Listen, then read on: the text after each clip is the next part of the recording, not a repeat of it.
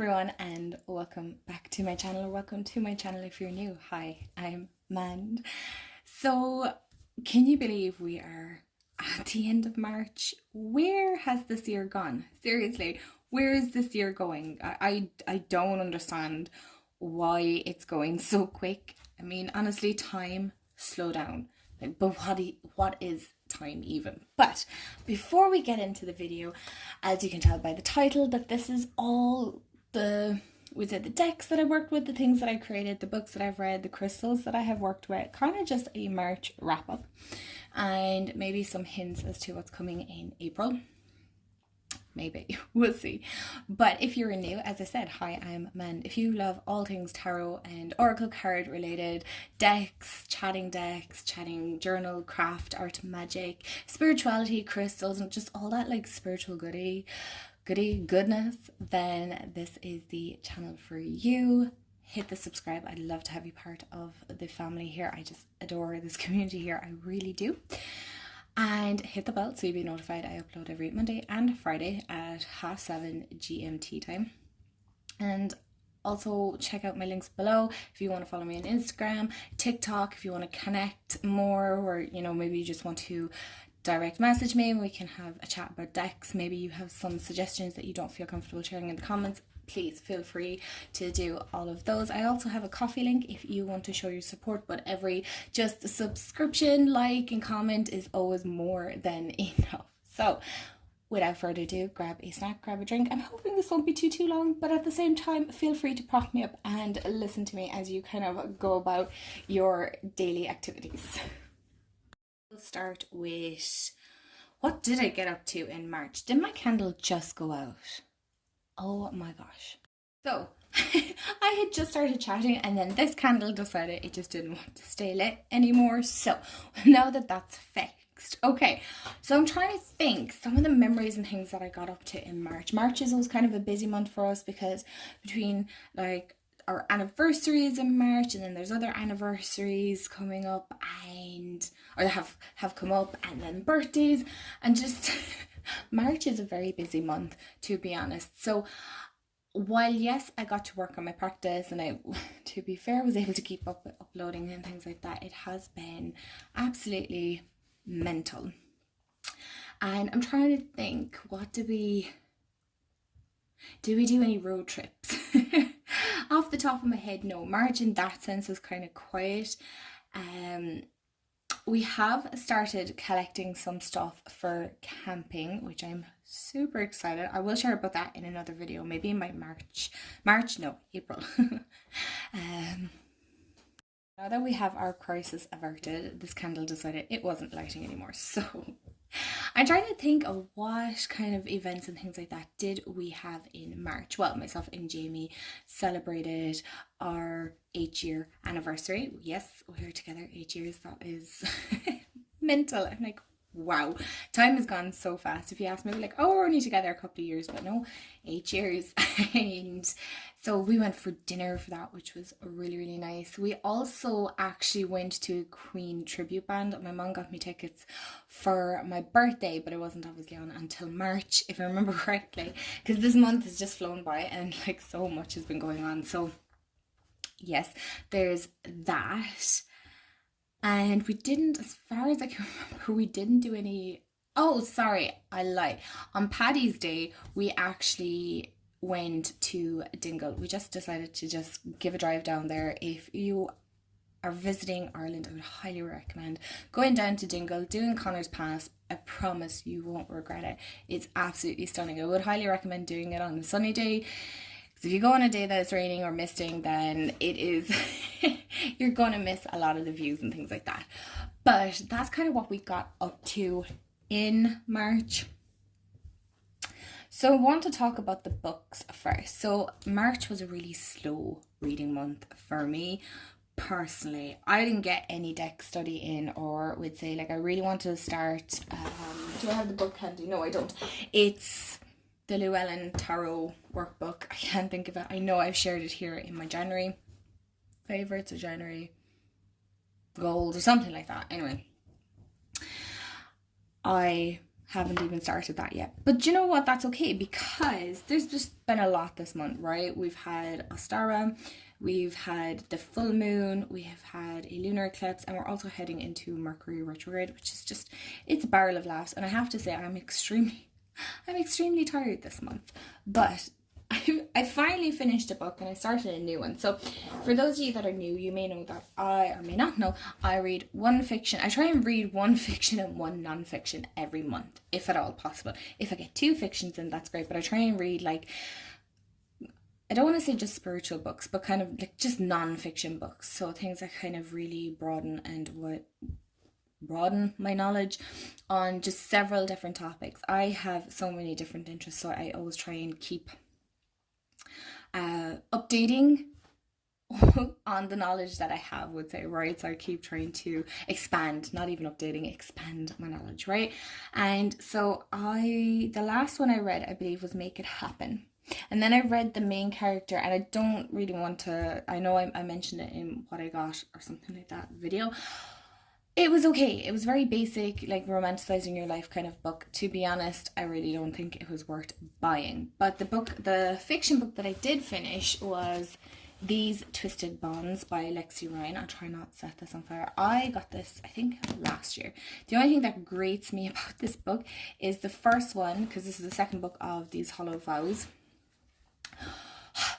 is it doesn't match the first one. But you know what? I don't really mind, because it's a duology. It's not one that I'm all that bothered. I really was just trying to rush through finishing the end, because to be honest, I felt, I hope you don't love this series. I promise you, I'm not shitting on it, but honestly, I didn't really overly enjoy it. I didn't feel very invested in the characters. To be honest, some of them I forgot about. It's very vague, very basic. I suppose if you're trying to get into fantasy, then this is a great one to start with. But I could see the similarities between this and A Court of Thorns and Roses. Obviously, it's similar, but it's not. But I know within fantasy, some books are going to be similar within each other. I wasn't sad when I finished it. Do you know when you finish a book and you're really sad? Like, I finished A House of Shadow and Flames, and I was kind of sad. I was sad to leave my friends behind, and I was just like, I really love this world. I was not sad when I finished this book at all. It did not bother me. I felt the main character, Abriella, isn't that her name? Abriella, was just, I don't know, is it because I'm like obviously older than what the character is, that I found her just slightly whiny. I felt it very annoying with this love triangle that was going on. It was just grating my nerves. To be brutally honest, it was just grating my nerves, and it was just, okay, Brie, we get it. We understand. You're caught between this guy, but you love this guy. It's just, oh my god. And he did this. It's a no from me. It was a no from me. And when you're in a reading slump, then it's really hard then to try and push through. I am definitely of the mindset, like, if something's not sitting when you're reading it, just put it aside and start something else. But I was just persistent with this one. I don't know why. But I do want to talk about 2 books that I have started reading. I haven't finished them. So as you know, I'm in a bit of a reading slump. I'm trying to find things that kind of are catching my attention, that aren't too overcomplicated. And then yet here I am starting this one, A Little Life by, I'm not going to even try and butcher the name here. I picked this up when we went to Kenny's for my birthday. This is a chunky book. Even the guy that was working behind the till, he's like, the amount of girls that read that work inside, he said they had so many emotions going on when they read this. And to be honest, I kind of want to experience that. I want to feel all the emotions. I want to experience everything. I want it all. My only complaint is, why is the writing so small in it? It is so tiny, but I'm already about 10 pages. I only started yesterday evening, and now I'm kind of like, am I after being a bit too enthusiastic with my reading slump, trying to get out of it? So I don't know. This apparently follows 4 college students, or they've just finished college. 1 second, it's at the start here, and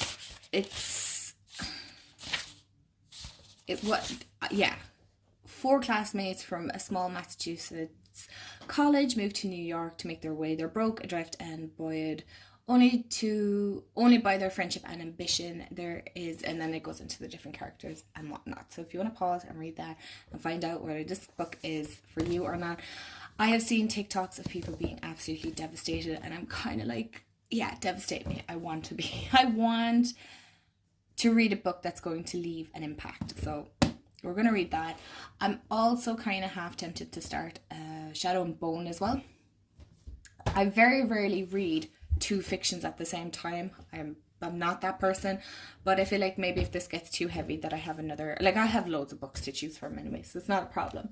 The non-fiction then that I'm reading, so many of you suggested this, and I have to say I got so lucky. I know I have a TikTok up of the books that I got from a secondhand bookshop here in Ireland. It's literally called thebookshop.ie, and I cannot stop recommending them enough. They obviously don't have like multiples of the same book online. I would say keep an eye out. That's what I do. I just kind of watch it every now and again, and then when there's like a good shot of books that I want, I go get them. So many of you suggested this book when I showed the Rooted Woman Oracle. You were all suggesting this book, If Women Rose Rooted by Sharon Blackie. And I have to say, I need to take a sip of water first. When I seen this on the bookshop, I nearly collapsed. I was like, now that's a bit dramatic, but no, honestly, I was like, oh, me was like, that's a sign. I have to get it. I just have to get it. There's no doubt in my mind. And I'm so glad I did, because to be honest, it's brand new. It's brand new. I don't even know who donated it or who gave it, because normally these books are like ones that have been given back. And oh my gosh. But it's a funny story about this. So if you don't follow me on Instagram, why not? You should. I'm funny. No, but you should follow me, because I do lots of like, well, not always, but I try and do daily chit chats and things like that, right? And on the 6th of March, I'll never forget it, right? I'm going somewhere, so hang on, please. Don't skip ahead. I had this song stuck in my head, right? And of course, I can't think of the feckin' name of it now. I have it written down somewhere. It's beside me. Oh, let's look at that. It was called, oh geez, I'm gonna try and not butcher it, but it's La Traviata and it's Le Biemo. I'm not gonna even try and garter the rest of it, but what I will do, I'll show you, because I actually wrote it down here. So yes, you can see my absolute rubbish writing, but there, that's the name of it, right? It's actually that's the name of the song. And obviously I wanted to document this because I shared it on my Instagram, because I thought, it'd be funny to share. And a wonderful friend of mine messaged me, and she was like, that, were you by any chance, she said, born in 1853? And I was like, probably in a past life or something. And she goes, that song that you're singing was released or premiered in Venice on the 6th of March 1853. And I was like, excuse me? And I kid you not, when she messaged me and we were chatting and whatever, that song went out of my head, right? It stopped playing. It just stopped playing. And I was like, okay, right. So I started looking more into it. And then, because it was just one specific song from this play. And then, one second, there is something about this here that it translated into...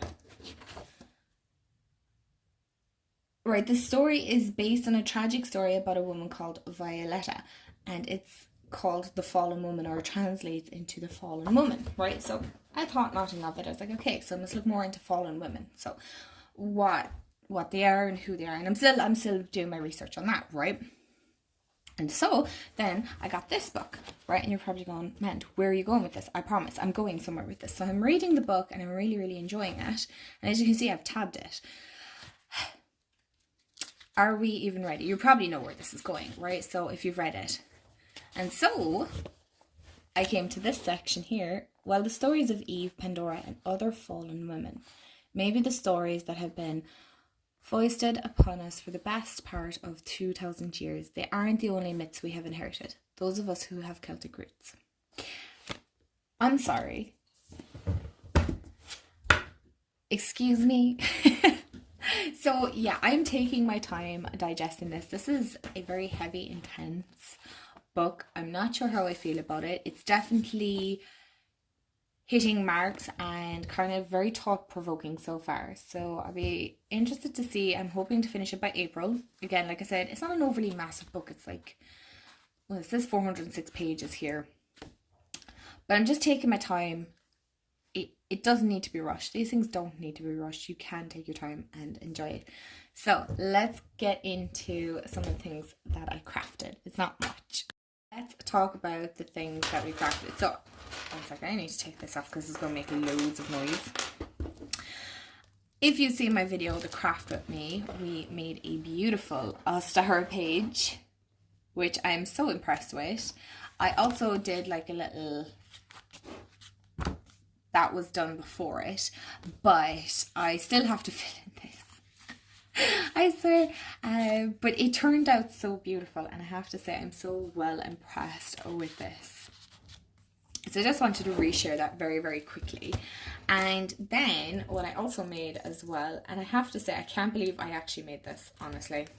No, it's not the best, it's not the most magical nor prettiest thing you'll ever see, but I'm impressed because I made it. I did this by hand, and with no experience of sewing or anything like that. I have to say it's definitely not a Peggy bag, okay? It's nothing like that, or a Dawn Michelle bag or any of those.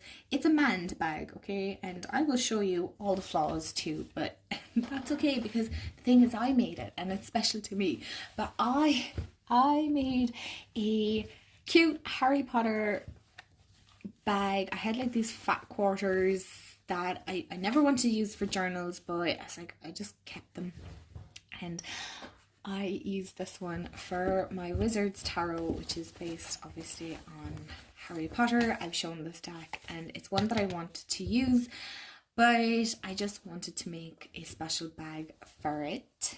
And I have to say, it actually came out alright, to be fair. It really didn't come out all that bad. I'm surprised I even had the materials. It is a drawstring, so like it's not bad. The stitching is bad, but like I don't have, well, I do have a sewing machine. It's my great grandmother's, but I don't know how to use it and I don't know how to set it up. My mom has yet to show me. And so I stitched this by hand, and you can tell right from this side, maybe a little bit, maybe this side got better. I have to say, once I kind of got into the swing of it, it got a bit better, but it's not, obviously it's not hopefully the best. You can tell by the stitching here, again, it's not the best. It's not the best, but you know what? I don't mind. It adds character, and it's like held up so far. So, you know, we'll see down the line. But then again, like I made it, so I'm not mad, and my deck sits into it beautifully, and it's just, it looks so cute, and I'm so happy with it because again, I made it. So yeah, don't ever be hard on yourself when a craft maybe didn't turn out 100%. I'm still impressed. Is it the most beautiful bag on this planet? No. But the way I see it is I made it, so in my eyes it is absolutely beautiful, and you can like tie it in a bow if you want, whatever you want. And I love handcrafted things like that. Okay, it's not the prettiest bow, but then again I still love it, and I think it turned out so good. It really did. I'm so impressed with it. So let's get on to the crystal section of my March wrap up. I didn't work with a whole pile of crystals actually this month. I kind of pretty much stuck with I must move this back over here now when I'm thinking of it. I kind of stuck with, I've shown this but I'll show it again, is my rhodonite. I worked with this quite a lot as well, so there was a lot of heart center things coming up that I wanted to work with and release and ease and things like that, so I worked with rhodonite. This is beautiful, excuse me, and it's like the perfect size one. I do have like a little pocket one as well. It's like a little slimmer one, not on hand. And I also worked with this one. This is fire quartz. Oh my gosh, this is beautiful. I only started working with this in the last couple of days. You can see the inclusions there. Like, look at that rainbow. but fire quartz is all connected to like your root and your sacral. Like the rainbows in this are beautiful. It's like a pink more so than a red, but this is really good for like self-expression and just expression in general, and just kind of healing that root chakra and stuff. So I've been working with that as well. I feel very ungrounded at the moment, so this has been kind of helping me keep rooted and helping me to be able to express myself, right?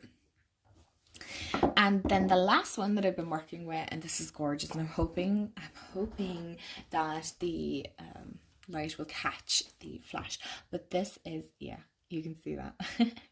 Oh, it worked, brilliant. This isn't labradorite, it is definitely a sister crystal of her, but this is larvikite. Can you see that?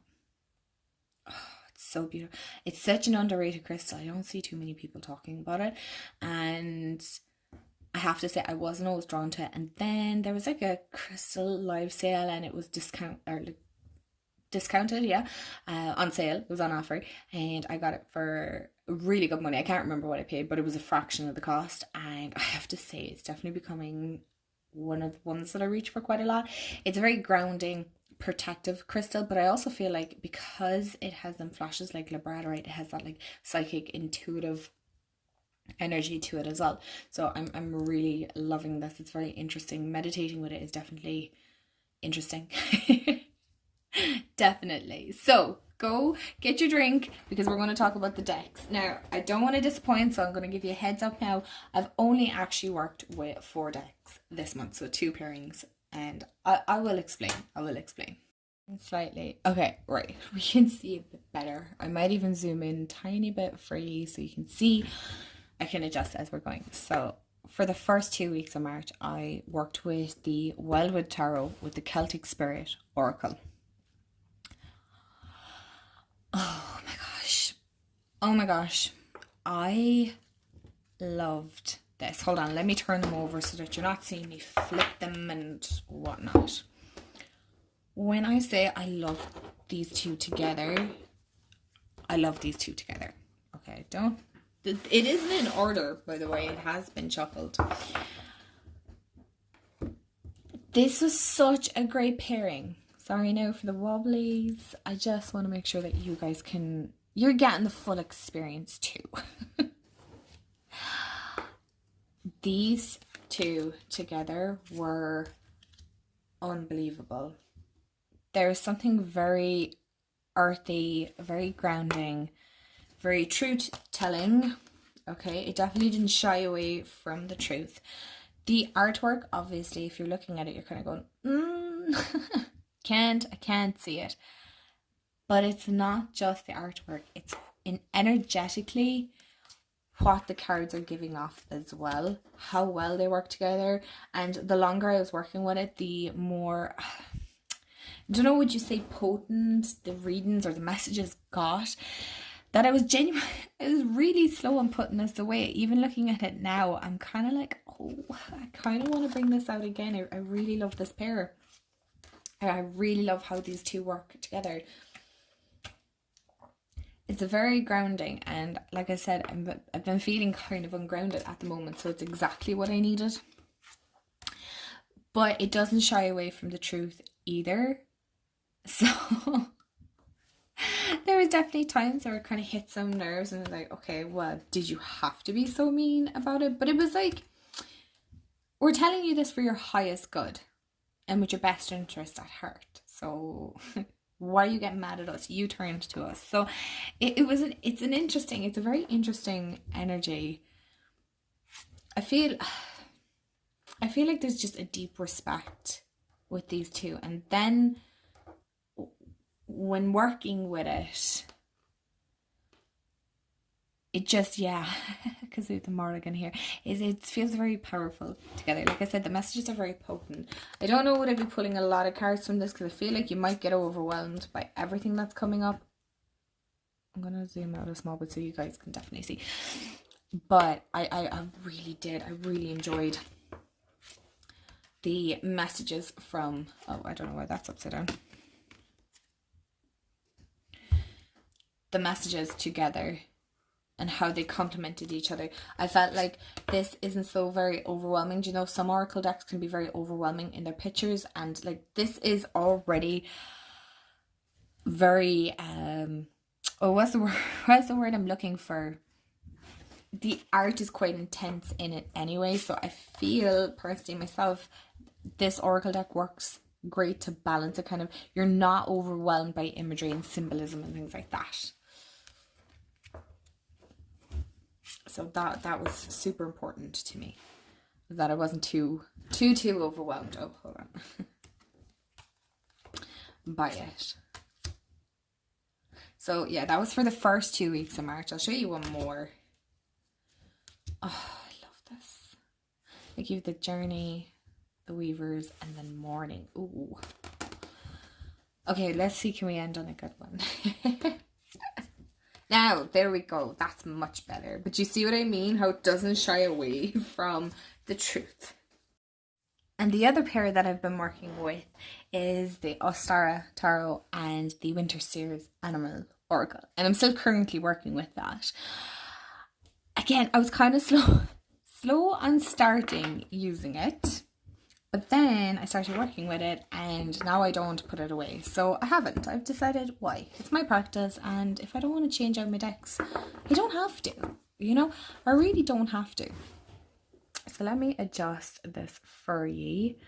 And so hopefully you can, not too close, man. Okay. I hope this is okay for you. I hope you can see okay. But again, these are very image and symbolism, right? So it's, one second, let me move. Okay. So these oracle cards are handy because you have a lot of white and it's very simple and it's not overwhelming. I feel sometimes if you have an oracle deck and a tarot deck working together and you have too much imagery going on, it can be very overwhelming, and you might just, excuse me, be like overwhelmed. How many more times can I say that? You're just going to get like really, oh, I don't want to work with this. This card came up for me. Yes, I still have to refer to the guidebook and things like that for the what they are and things like that. But there's also a raccoon card here. Oh, wait for it now. It's going to be at the bottom, isn't it? You know I'm going to have to find it for you. Hold on. I found it. So I got these two one day. I can't remember what day it was. It was last week. Oh my gosh, I nearly died. I was like, look at them. They're so cute. They're so cute. We don't have raccoons here in Ireland, but I was obsessed. I was like, this is such a lovely message to get. So I was super happy with that. So it's definitely a deck that makes me feel super happy. I'm not going to lie. The messages aren't as intense. I feel like this is a very dreamy combination. Definitely, right? Like, because I know these are glossy cardstock, so, and there's so much art, like there's so much detail art. There's so much detail in the card that sometimes I have to kind of put it up a bit closer. Look, there's another raccoon. How come I didn't notice all these raccoons?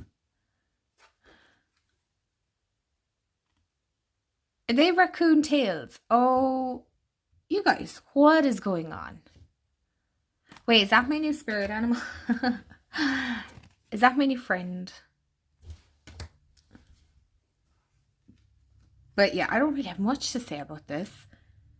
And just that I'm enjoying working with it. It's fun. I'm really enjoying it. And I know, is it Lisa Pepez and Dawn Michelle and a few others, I can't remember now the names. Please let me know in the comments. But on about tarot burnout, I think Danny Mystic as well talked about it. That is, I feel like everybody's kind of there at the moment, aren't they? Because there's just so many decks coming out. You're working with so many. You're buying a lot and just trying to get through it all, right? Just trying to keep up with it all. And then you're neglecting decks. And so there's just so much going on. So hopefully with my videos I try and show old favourites and things like that, because this card has come out a lot as well. So I'm like,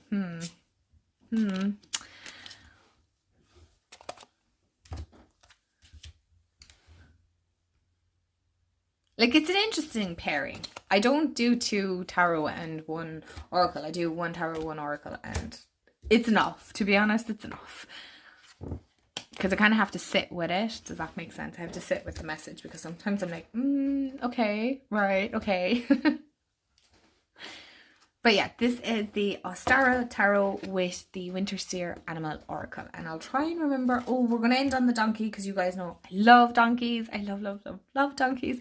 So yeah, we're going to end on that. So thank you so much for hanging out with me and watching my March wrap up, and the things that I got up to and the things that I worked with and I crafted and all that. I hope you had a wonderful March. Let me know in the comments below, what did you get up to? What have you been working with? What have you been reading? What crystals or divination tools that you've been working with? I'd love to hear all of it. So thank you so much again for hanging out and just spending time, and all the likes and comments and shares, and you guys just mean a lot. So thank you so much, honestly. And I hope you have a wonderful day, night, evening, afternoon. We'll say it all backwards, wherever you are in the world. And I will chat to you all real soon. Bye guys.